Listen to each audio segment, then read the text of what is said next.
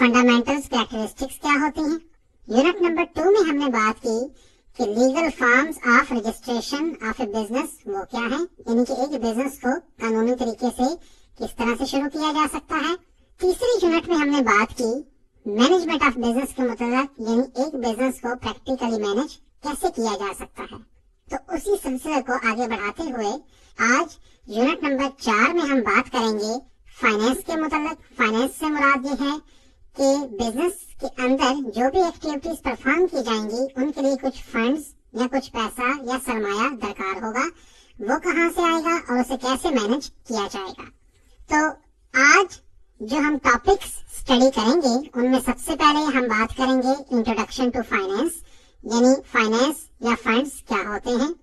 उसके बाद हम बात करेंगे इक्विटी कैपिटल पे, फिर हम बात करेंगे डेट कैपिटल पे और आखिर में हम बात करेंगे फाइनेंशियल प्लानिंग पे। तो सबसे पहले हम फर्स्ट टॉपिक की तरफ आते हैं, इंट्रोडक्शन टू फाइनेंस, यानी फाइनेंस या फंड्स या सरमाया क्या होता है। उसके बाद हम इसके यूजेस पे बात करेंगे, सोर्सेज ऑफ फाइनेंस पे बात करेंगे और फाइनेंसिंग लाइफ साइकिल भी देखेंगे एक बिजनेस का। सबसे पहले इंपॉर्टेंस ऑफ फाइनेंस। फाइनेंस पैसा या सरमाए की आखिर क्यों जरूरत महसूस होती है एक बिजनेस में, तो इसके लिए हम ये बात करेंगे the performance and growth of a business depend largely on the types of physical and monetary resources it poses. यानी एक बिजनेस जो है उसकी परफॉर्मेंस और उसकी तरक्की का राज ये है कि उसके पास कितने अच्छे फिजिकल और मॉनेटरी रिसोर्सेज हैं।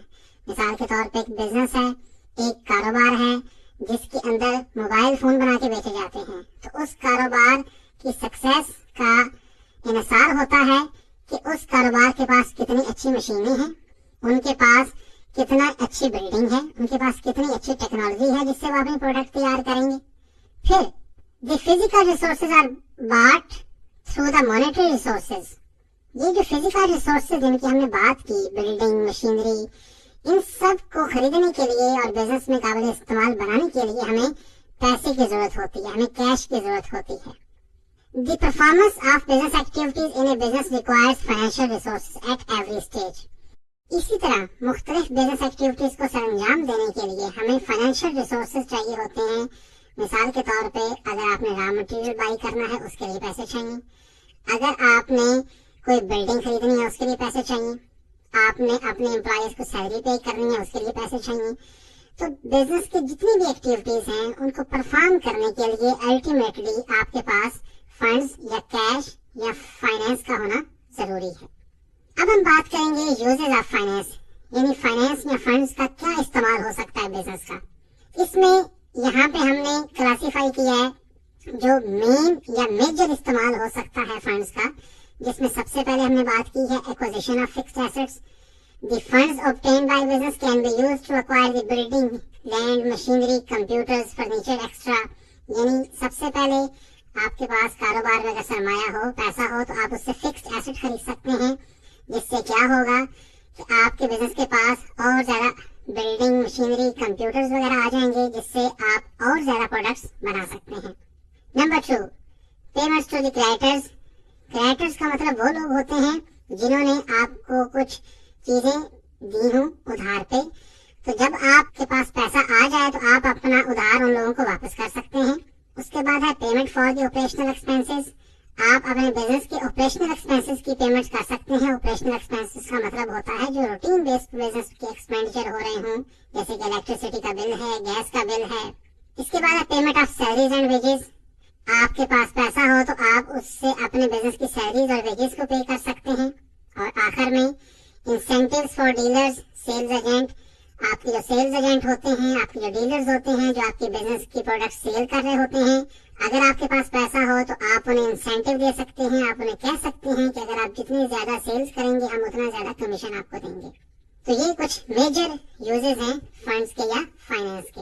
अब बात ये है कि ये फंड्स या फाइनेंस आखिर आता कहाँ से है, हम कहाँ से कैश बिजनेस के लिए ऑब्टेन कर सकते हैं। What are the sources of finance in a business. तो जैसे कि आपको इस डायग्राम पे नजर आ रहा है, एक बिजनेस के जो सोर्सेज ऑफ फाइनेंस होते हैं वो दो तरह के हो सकते हैं। उनमें एक है इंटरनल सोर्सेज, दूसरे हैं एक्सटर्नल सोर्सेज। अगर हम सबसे पहले एक्सटर्नल सोर्सेज पे बात करें तो इनको भी फर्दर 3 तरह क्लासीफाई हमने किया हुआ है। लॉन्ग टर्म सोर्सेज हैं, मीडियम टर्म है, शॉर्ट टर्म है। यानी कि अगर आपने बिजनेस के लिए पैसे लेने हैं और आप एक्सटर्नली यानी ऑर्गेनाइजेशन से बाहर से पैसे लेना चाह रहे हैं तो 3 मुख्तलिफ तरीके हैं उनको लेने के। अगर लॉन्ग टर्म के लिए लेना चाहते हैं तो इसमें लिखा हुआ है आप बिजनेस के शेयर इशू कर सकते हैं। लोग कंपनी के शेयर्स खरीदेंगे और आपको पैसा दे देंगे, जैसे आप कारोबार में इस्तेमाल कर सकते हैं। डिबेंचर्स भी शेयर्स की तरह ही होते हैं, जिसमें आप सर्टिफिकेट्स देते हैं लोगों को, लोग आपको पैसा देते हैं और आपने एक फिक्स पीरियड के बाद उनको इंटरेस्ट पेमेंट करनी होती है। उसके बाद लॉन्ग टर्म बैंक लोन आप ले सकते हैं और ग्रांट्स, गवर्नमेंट ग्रांट आप ले सकते हैं। Medium term sources of finance जो एक्सटर्नल है उनमें शामिल है लीजिंग। लीजिंग का मतलब है कि आप अपने बिजनेस के लिए एसेट्स इंस्टॉलमेंट्स पे ले सकते हैं। हायर परचेज, ये भी तकरीबन लीजिंग से मिलता जुलता ही है, जिसमें हम चीजें या एसेट्स किस्तों पे ले सकते हैं। और फिर है मीडियम टर्म लोन, जिसमें आप लोन्स मीडियम टर्म के लिए ले सकते हैं। इसी तरह शॉर्ट टर्म की गुंजाइश मौजूद है यहाँ पे। शॉर्ट टर्म के लिए फंड्स आप ले सकते हैं बैंक ओवरड्राफ्ट फैसिलिटी से। उसके बाद बैंक लोन के जरिए आप ले सकते हैं, क्रेडिटर से ले सकते हैं, डेट फैक्टरिंग के जरिए आप शॉर्ट टर्म फाइनेंस ऑब्टेन कर सकते हैं। इसी तरह इंटरनल सोर्सेज ऑफ फाइनेंस हैं, जिसमें रिटेन प्रॉफिट्स हैं, यानी वो मुनाफे जो पहले से आपके बिजनेस में मौजूद हैं उन्हें आप यूज कर सकते हैं। सेल्स ऑफ एग्जिस्टिंग एसेट्स, आप एग्जिस्टिंग एसेट्स को बेच करके पैसे ले सकते हैं। Cut down the stock level, आप अपने स्टॉक लेवल यानी इन्वेंट्री को बेच के पैसे ले सकते हैं। तो ये मुख्तलिफ राय हैं जिनसे आप अपने कारोबार के लिए फंड्स या फाइनेंस ऑब्टेन कर सकते हैं, जो इंटरनल भी हो सकते हैं, एक्सटर्नल भी हो सकते हैं। अभी हम इन जराए पे मजीद बात करेंगे। हम एक नेक्स्ट कॉन्सेप्ट की तरफ चलते हैं, which is the financing life cycle. ये एक डायग्राम आपको नजर आ रही है। इस डायग्राम के अगर आप नीचे एक्स एक्सिस पे देखें तो लिखा हुआ है concept, startup, growth and expansion. यानी एक बिजनेस जब शुरू होता है तो उसके पहले कुछ दिनों के अंदर जो पैसा मिल सकता है और जहां से मिल सकता है उससे मुतलका जो सोर्सेज ऑफ फाइनेंस हैं वो आगे लिखे हुए हैं। यानी कि जब बिजनेस सबसे पहले कॉन्सेप्ट की स्टेज पे होता है तो या तो आपको ग्रांट मिल सकती है या कुछ एंजल इन्वेस्टर हम उन्हें कहते हैं, जो शुरू के दिनों में आपके बिजनेस में पैसा लगाते हैं। उसके बाद जब आप स्टार्टअप स्टेज पे पहुंचते हैं तो कुछ सीड फंड्स या सीड कैपिटल आपको प्रोवाइड किया जाता है। ये कुछ कंपनीज होती हैं जो स्टार्टअप बिजनेस में इन्वेस्ट करती हैं और जब आपका बिजनेस सक्सेसफुली चलने लगे तो आपके प्रोडक्ट का जो रेवेन्यू होता है उनका खास परसेंटेज उनको मिलता है। उसके बाद जब आप बिजनेस की ग्रोथ स्टेज पे होते हैं फिर आपको वेंचर कैपिटल या इस तरह की इन्वेस्टमेंट मिल सकती है, जिसका मतलब ये होता है कि कुछ बड़े सरमायादार लोग आपके बिजनेस में पैसा लगाएंगे। और अल्टीमेटली जब आप एक्सपेंशन की स्टेज में होते हैं तो उस वक्त पब्लिक मार्केट्स यानी स्टॉक एक्सचेंज वगैरह से आप पैसा ले सकते हैं। तो ये जो फाइनेंसिंग लाइफ साइकिल है ये इसलिए आपको समझाने के लिए बनाया गया है कि इसके जरिए आप ये बात जान सकें कि अगर आप एक नया बिजनेस स्टार्ट करेंगे यानी आप कॉन्सेप्ट की स्टेज पे होंगे तो आपको पैसा कहाँ से मिलेगा। आप स्टार्टअप की स्टेज पे हैं तो आप कहाँ से पैसा ले सकते हैं, ग्रोथ की स्टेज में हैं तो कहाँ से पैसा ले सकते हैं, और अल्टीमेटली बिजनेस को एक्सपेंड कर रहे हैं तो कहाँ से फंड्स आ सकते हैं। फाइनेंसिंग लाइफ साइकिल के बाद हमने जो ऊपर सोर्सेज ऑफ फाइनेंस पढ़े, इंटरनल और एक्सटर्नल, इन्हीं की मजीद बहस हमारे इस यूनिट में अब आगे चलेगी। हमने इस सोर्सेज ऑफ फाइनेंस को एक और तरीके से अब क्लासीफाई कर दिया है। हमने ये बात की है कि ये जो फाइनेंस के सोर्सेज हैं, चाहे इंटरनल हो या एक्सटर्नल हो, ब्रॉडली इनके 2 कंपोनेंट्स बनते हैं। और इन 2 कंपोनेंट्स में से पहला कंपोनेंट होता है इक्विटी कैपिटल। इक्विटी कैपिटल क्या होता है उसका इंट्रोडक्शन हम पढ़ेंगे, टाइप्स ऑफ इक्विटी कैपिटल पढ़ेंगे, methods of raising equity capital पढ़ेंगे और उसके बाद इसके बेनिफिट्स एंड कॉस्ट को कंपेयर करेंगे। तो सबसे पहले हम बात करते हैं जी इंट्रोडक्शन टू इक्विटी कैपिटल। जैसा कि हमने पहले बात की कि एक बिजनेस के अंदर जो कैपिटल या सरमाया आता है वो 2 तरह से आ सकता है, जैसे कि नीचे डायग्राम में बताया गया है। बिजनेस फर्म्स के सोर्सेज ऑफ फंड्स बुनियादी तौर पे 2 तरह के हो सकते हैं, या तो वो इक्विटी कैपिटल होगा या डेट कैपिटल होगा।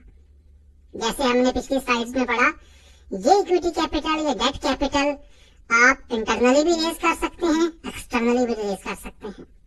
Types of equity capital, equity capital की कुछ टाइप्स होती हैं। इक्विटी कैपिटल से मुराद वो सरमाया होता है जो उस कारोबार का मालिक उस बिजनेस के अंदर लेके आता है। इक्विटी कैपिटल के टाइप्स में सबसे पहले है सिंगल ओनर इक्विटी कैपिटल। जब एक कारोबार का एक ही पर्सन मालिक होता है तो वो खुद जो सरमाया उस कारोबार में लेके आता है उसे कहते हैं सिंगल ओनर इक्विटी कैपिटल। ये सोल प्रोप्राइटरशिप बिजनेस के अंदर होता है। दूसरा है partners equity capital. Partner equity capital partnership business में आता है जब मुख्तलिफ पार्टनर 2, 3 या 4 लोग मिलकर अपना सरमाया लेके आते हैं और एक पार्टनरशिप बिजनेस में लगाते हैं। इसके बाद है शेयर होल्डर्स इक्विटी कैपिटल। ये कंपनी की सूरत में होता है। इसकी मुख्तलिफ शक्लें हो सकती हैं, जैसा कि ऑर्डिनरी शेयर कैपिटल। कुछ लोग होते हैं, कुछ शेयर होल्डर्स होते हैं जिन्होंने ऑर्डिनरी शेयर्स खरीदे होते हैं और कंपनी में पैसा कंट्रीब्यूट करते हैं। इस तरह प्रेफर्ड शेयर्स होते हैं कुछ लोगों के पास। प्रेफर्ड शेयर्स जिन लोगों के पास हों उनके ऑर्डिनरी शेयर होल्डर से ज्यादा राइट्स होते हैं। इस तरह कम्युलेटिव प्रेफर्ड शेयर्स होते हैं और रिडीमेबल शेयर्स होते हैं। ये चारों तरह से एक शेयर होल्डर एक कंपनी के अंदर अपना फंड्स इंजेक्ट कर सकते हैं। उसके बाद है methods of raising equity capital. Equity capital को कैसे रेज किया जा सकता है, यानी कैसे इसको हासिल किया जा सकता है, उसके कुछ तरीके यहाँ पे बताए गए हैं। सबसे पहला तरीका है कन्वर्जन ऑफ इंडिविजुअल्स सेविंग्स। इसका मतलब क्या है? The equity capital in A sole proprietorship comes from the conversion of individual investors' savings into the equity capital for the business। यानी कि अगर आप अकेले कारोबार कर रहे हैं तो जो आपकी इंडिविजुअल सेविंग्स होंगी उन्हीं को ही आपकी इक्विटी कैपिटल में कन्वर्ट किया जा सकता है। जबकि अगर आप पार्टनरशिप की सूरत में काम कर रहे हैं तो उस सूरत में ये होगा the capital in the partnership firm is raised through including other partners in the firm by changing the original partnership agreement. इसमें तरीकाकार ये हो सकता है कि जो 2 या 2 से ज्यादा पार्टनर्स हैं वो अपना सरमाया कारोबार में लेके आ जाएं। फिर है venture capital financing. Venture capital financing में ये होता है कि कुछ wealthy investors early stage of business पे इन्वेस्ट करते हैं ताकि इस कारोबार को आगे बढ़ाया जा सके। इसी तरह एक और तरीका है इक्विटी कैपिटल कंट्रीब्यूट करने का जिसे कहते हैं initial public offer. Initial public offer से मुराद ये है कि ये एक प्रोसेस है जिसके जरिए कंपनी के शेयर्स जनरल पब्लिक को ऑफर किए जाते हैं फॉर इन्वेस्टमेंट और लोग वो शेयर्स खरीद के अपना सरमाया कंपनी में लगाते हैं। इसी तरह एक और टाइप है private placement. Private placement IPO के उल्ट है। इसमें होता यह है कि कंपनी के शेयर्स जनरल पब्लिक को ऑफर किए जाते हैं, लेकिन जनरल पब्लिक से मुराद सिर्फ वो लोग होते हैं जो एक खास ग्रुप ऑफ सिलेक्टेड इन्वेस्टर्स होता है और आमतौर पर ये बड़े फाइनेंशियल इंस्टीट्यूशंस या वेल्दी पर्संस होते हैं। तो ये है हमारे methods of raising equity capital. अगर हम अब जरा इनका एक कंपैरिजन करें कि इक्विटी कैपिटल का बिजनेस को एडवांटेज क्या हो सकता है, उसके कंपैरेटिवली डिसएडवांटेज क्या है, तो एडवांटेज में सबसे पहले तो लिखा हुआ है कि इट्स आवर कैपिटल। जाहिर बात है ये हमारा अपना सरमाया है, हमने कहीं से लोन तो ये नहीं लिया। दूसरा फायदा इसका यह है कि permanent capital increases the companies net worth. Ultimately क्योंकि कारोबार में आपका अपना सरमाया लगा हुआ है तो आपकी कंपनी की जो नेटवर्थ है उसकी वैल्यू है वो बढ़ जाती है। उसके बाद आपको इसका फायदा ये है इट एनहेंसेस योर क्रेडिबिलिटी।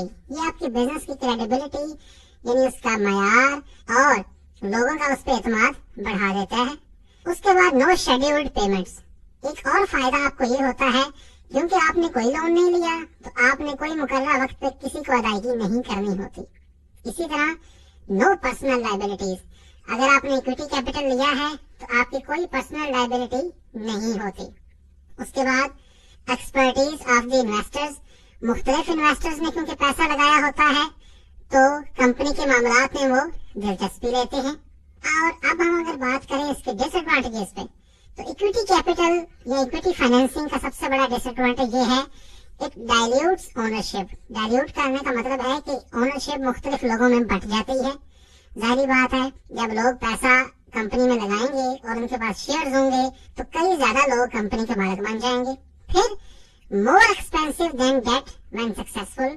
बहुत दफा डेट से इक्विटी कैपिटल महंगा पड़ता है। क्यों? क्योंकि जिन लोगों ने भी कारोबार में सरमाया लगाया होता है उन्होंने अगर शेयर्स खरीदे होते हैं तो आपने उनको डिविडेंड पे करना होता है। उसके बाद no means of reversing transaction. आप इस ट्रांजैक्शन को रिवर्स नहीं कर सकते।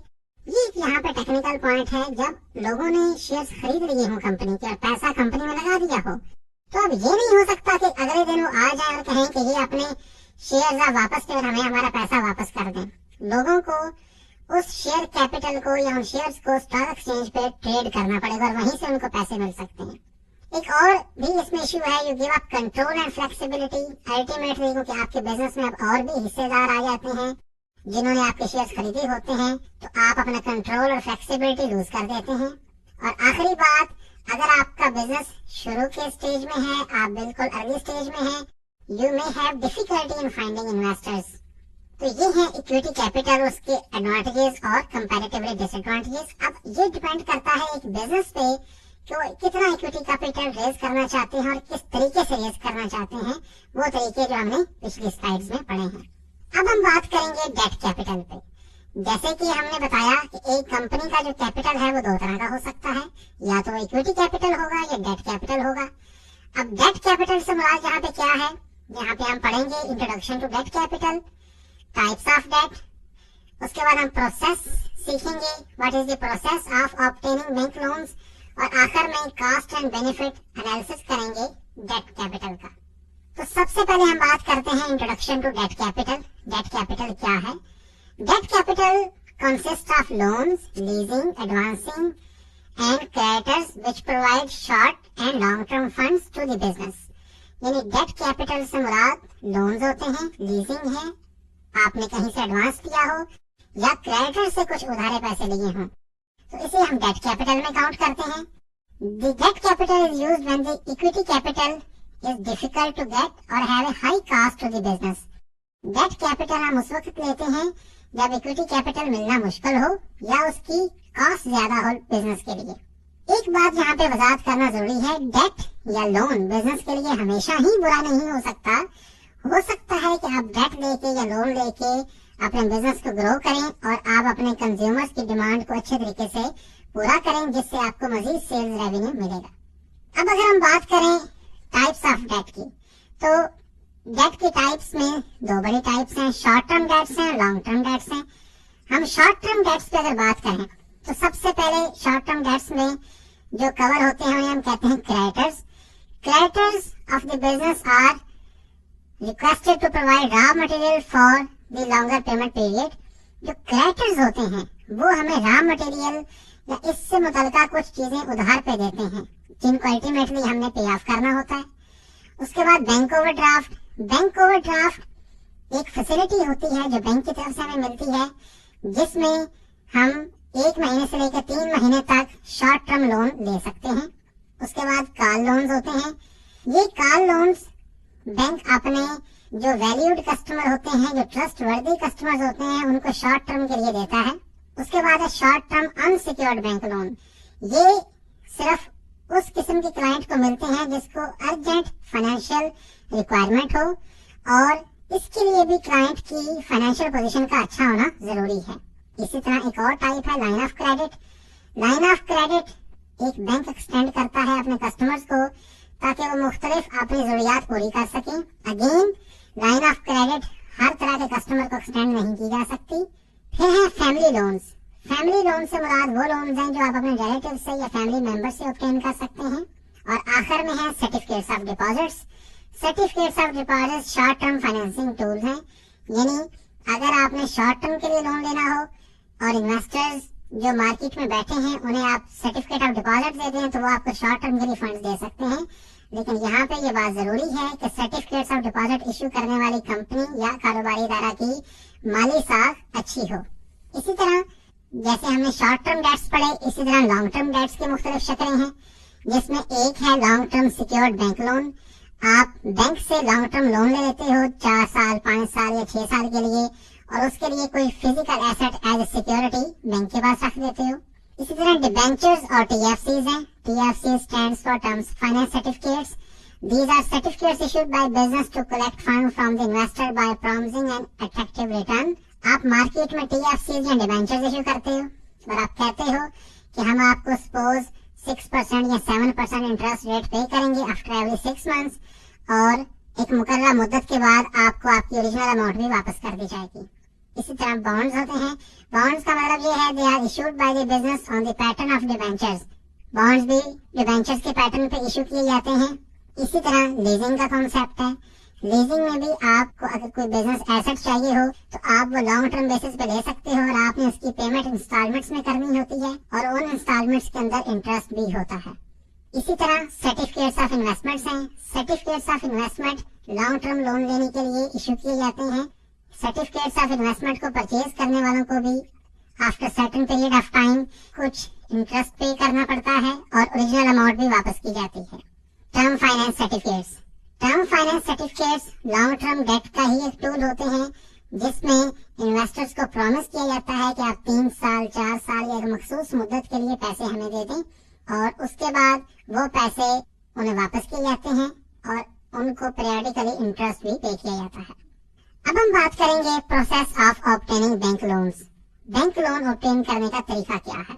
जैसे कि आपके टेक्स्ट बुक में भी लिखा हुआ है, इसी प्रोसेस को हम यहाँ पे रिपीट करेंगे। सबसे पहले फंड्स की डिमांड आप पेश करते हैं। आप उन्हें कहते हैं, आप बैंक के सामने एक रिक्वेस्ट लेके जाते हैं, एक एप्लीकेशन देते हैं कि हमें अपने इस पर्टिकुलर बिजनेस रिक्वायरमेंट को पूरा करने के लिए इतने फंड्स चाहिए। मिसाल के तौर पे अगर आप नई मशीनरी लेना चाहते हैं तो आप उन्हें बताते हैं कि हमें सपोज 50 लाख रुपया चाहिए। Products information. Bank second stage में आपको इंफॉर्मेशन देता है कि आप किस तरीके से ये प्रोडक्ट ले सकते हैं और हमारे पास कौन कौन सी लैंडिंग की ऑप्शंस अवेलेबल हैं। आप मुख्तलिफ बैंक्स का कंपैरिजन भी कर सकते हैं। उसके बाद बैंक सिलेक्शन। आप 4 या 5 बैंकों के मुख्तलिफ लोन स्कीम्स का मुताला करने के बाद जिसकी कास्ट आपको कम पड़ रही हो, यानी जिस बैंक पे इंटरेस्ट रेट कम पड़ रहा हो, आप उस बैंक को सिलेक्ट करते हैं। उसके बाद आप डॉक्यूमेंट्स प्रिपेयर करते हैं। जाहिर बात है, जब भी आप बैंक से लोन लेंगे तो आपको अपनी कंपनी का तारफ, आपको आपके फाइनेंशियल रिकॉर्ड साथ देने पड़ेंगे और कुछ सिक्योरिटी भी रखनी पड़ेगी और इसके बाद बैंक आपका लोन अप्रूव कर देता है। अब अगर हम कंपैरेटिव देखें advantages and disadvantages of debt capital, तो यहाँ पे भी हमें कुछ बातों का ख्याल रखना होगा। एडवांटेजेस की बात करें तो पहला फायदा तो इसका ये है कि it is used for meeting short term deficits in cash flows. अगर आपने कलील मुद्दत के अंदर यानी शॉर्ट टर्म के लिए आपको फंड्स चाहिए तो डेट सूटेबल है। दूसरा फायदा यह है कि रिटेन कंपनीज ओनरशिप। दूसरा फायदा यह है कि कंपनी की ओनरशिप आपके पास रहती है। मजीद कारोबार में सरमाया भी आ जाता है और जैसे कि हमने पहले देखा, इक्विटी कैपिटल हो तो आपको नए शेयर इशू करने पड़ते हैं जिससे आपकी ओनरशिप डाइल्यूट होती है। यहाँ पे आपकी ओनरशिप का कोई मसला नहीं बनता। उसके बाद the term of debt is generally limited. कर्जा जो होता है मखसूस मुद्दत का होता है जिसके दौरान आपने पे करना होता है। इसी तरह डेट में भी acquired from a variety of landers. जैसे कि हमने डेट्स की कई सारी टाइप्स अभी पढ़ी हैं, तो किसी भी एक जराये से हम लोन ले सकते हैं जो हमें सस्ता पड़े। और उसके बाद और भी इसके फायदे हैं, जैसे आप दे सकते हैं कॉस्ट ऑफ कैपिटल बाद दफा लो होती है। Loan payments are predictable. हमें पता होता है कि हर 6 महीने बाद हमने इतनी पेमेंट करनी है, तो इसके मुताबिक हम अपना रेवेन्यू या कैश इनफ्लोज और आउटफ्लोज प्लान करते हैं। और अगर हम डिसएडवांटेजेस पे बात करें, सबसे पहला डिसएडवांटेज ये है कि प्रोजेक्ट रिस्की हो तो लोन मिलना मुश्किल होता है। It can be difficult. दूसरा डिसएडवांटेज ये है कि लोन लेते वक्त हो सकता है एक बिजनेस अपने आप पे कैश फ्लो का एडिशनल बर्डन इंपोज कर ले, यानी हो सकता है वो बिजनेस इतनी सेल्स जनरेट ना करे जितना ज्यादा वो लोन ले ले, तो फिर फाइनेंशियल ट्रबल्स होंगी।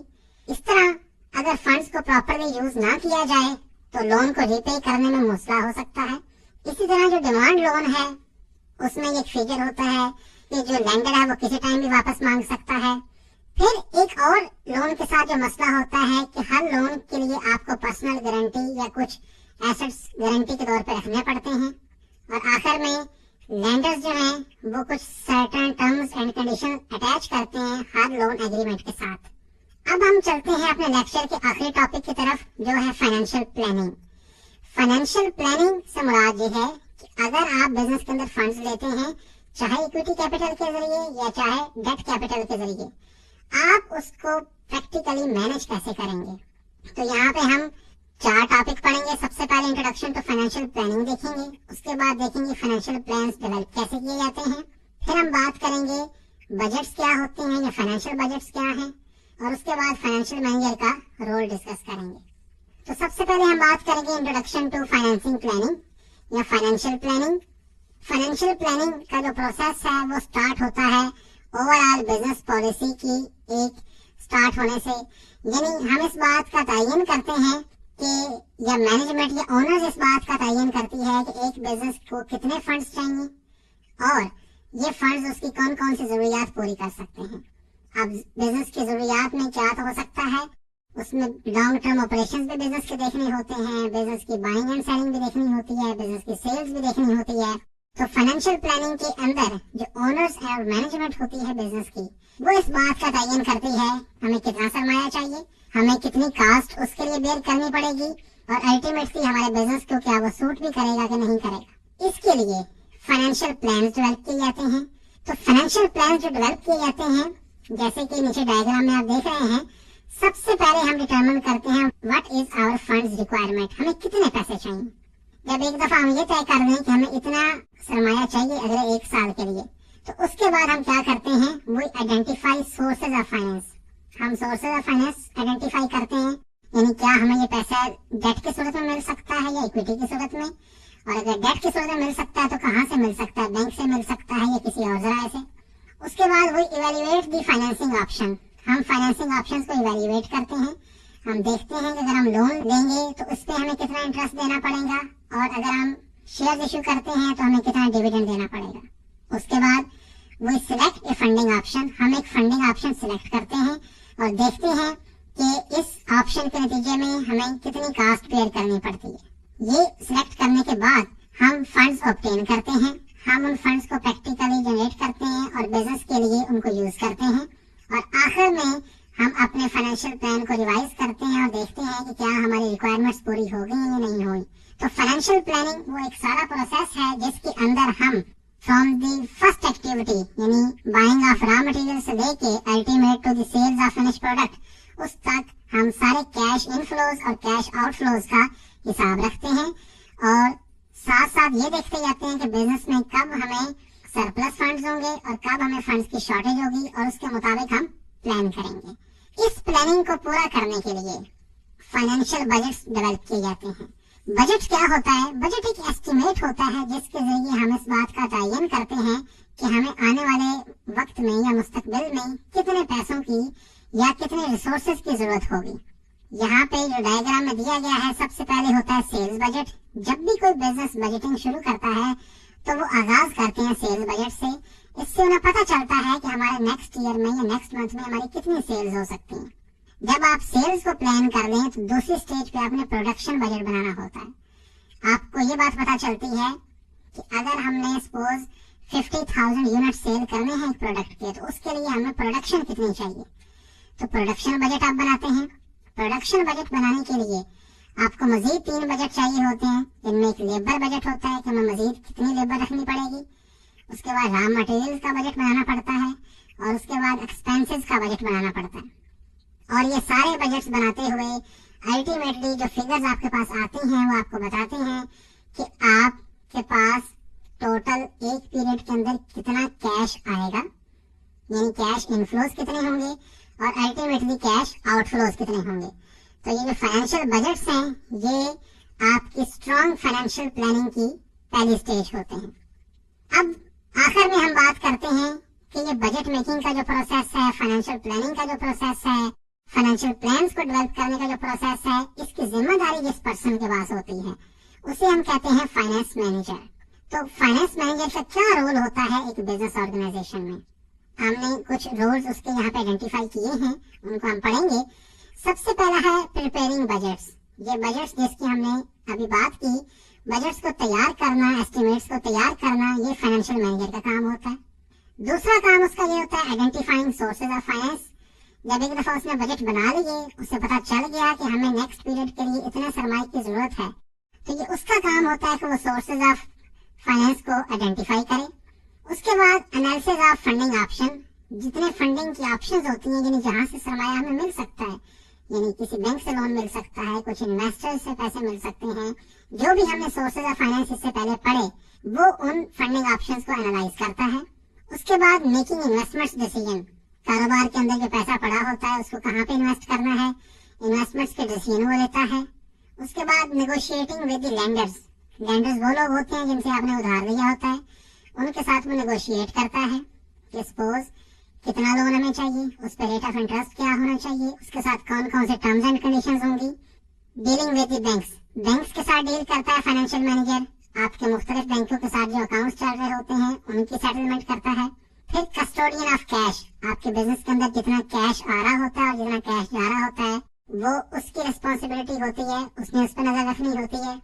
Then reporting financial results, business के जो 1 महीने बाद, 6 महीने बाद या साल बाद जो फाइनेंशियल रिजल्ट्स आते हैं, यानी आपको बिजनेस में कितना प्रॉफिट हुआ है, इन फाइनेंशियल रिजल्ट्स को मैनेजमेंट तक पहुंचाता है फाइनेंस मैनेजर।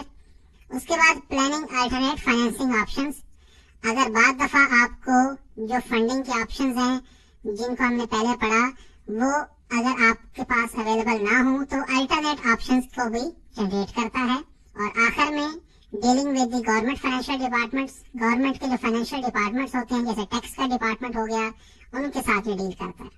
तो आज के यूनिट नंबर 4 में हमने ये पढ़ा कि बिजनेस फाइनेंस क्या होता है, बिजनेस फाइनेंस के सोर्सेज कौन से हैं, यानी डेट कैपिटल और इक्विटी कैपिटल, और उसके बाद अगर हमने कैपिटल ले लिया तो इस फाइनेंशियल सिस्टम को या इन फंड्स को इफेक्टिवली मैनेज कैसे करना है। तो इसके साथ ही हमारा यूनिट कंप्लीट हुआ। अब नेक्स्ट यूनिट में हम बिजनेस ऑपरेशंस के मुताल्लिक बात करेंगे। अल्लाह निगहबान।